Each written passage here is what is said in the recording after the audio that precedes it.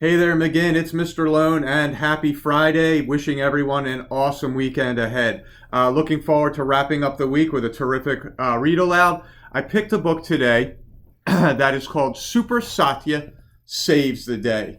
And I think you're going to like it. It has a neat little lesson to it. But before we get into that, just enjoy yourselves this weekend. Make sure that you pick up books. And as we approach the summer here, because we're now less than 20 days until summer break, make sure that you keep up with some reading over the summer. Find a character that you want to continue to follow, or maybe a series that you want to stick with. Or if you want some variety, go for that as well, okay? And I'll give another reminder about that before we break for the summer. But here is Super Satya Saves the Day.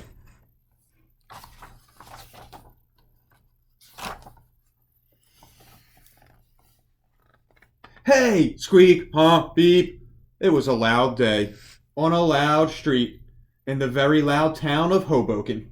The fire trucks made fire truck noises, the police cars made police car noises, and the swings at Church Square Park were extra squeaky.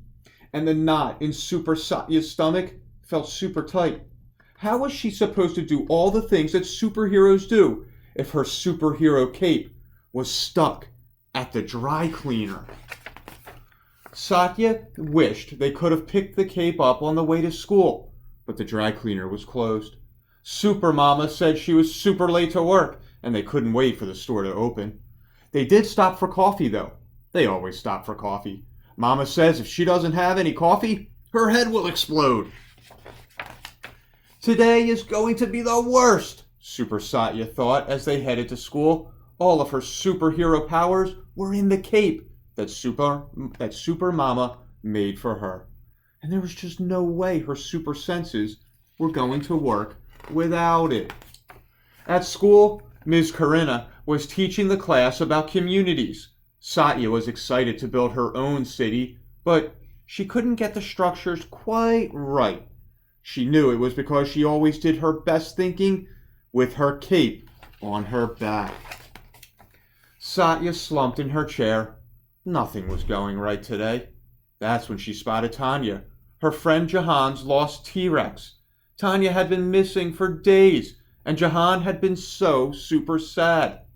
Super Satya scooped Tanya up and ran over to Jahan, who hugged his pal Satya so tight she felt some super breath leaving her belly.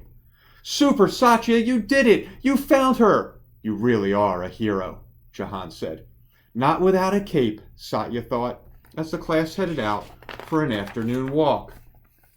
Outside, the boats were making boat noises, and the birds were making bird noises. It was very loud. Suddenly, Super Satya heard a sound that didn't belong. It was a gentle whimper coming from somewhere near the grass. As she got closer, the noise got louder. A scared set of puppy eyes peeked out from behind the trash can. Don't worry, little friend. We'll find your family, Super Satya whispered. In the distance, a boy was holding a leash, running and shouting, Leo! Leo! Come here, buddy! He looked just as scared as the dog. I think he's over here, Super Satya called to the boy. He looks really scared. And I heard him crying. His collar is too big for him, said the boy. Thank you for finding him. I loved him so much and I was really worried. You must have some super hearing to have heard his little cry with all this noise out here. Super Satya walked a little straighter on the way back to school.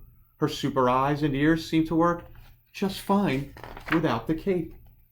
After school, Satya was missing her cape more than ever. Today was the day she had planned to conquer the tallest slide in Hoboken.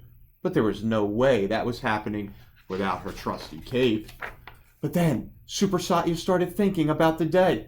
She thought about all the super things she had done, and all the friends she had helped.